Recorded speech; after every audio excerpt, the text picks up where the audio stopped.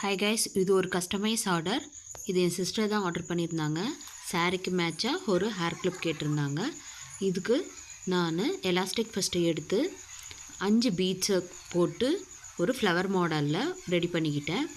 அதுக்கப்புறம் ஹேர் கிளிப்பில் இந்த 5 பீட்ஸையும் B7000 போட்டு கிளிப்பில் ஸ்டிக் பண்ணிட்டேன். அதுக்கப்புறம் பேர்ல் கிளிப்பை எடுத்து நடுவில் சென்டரில் B7000 கிளிப் போட்டு ஸ்டிக் பண்ணிட்டேன். இந்த மாடல் உங்களுக்கும் பிடிக்கும்னு நினைக்கிறேன்.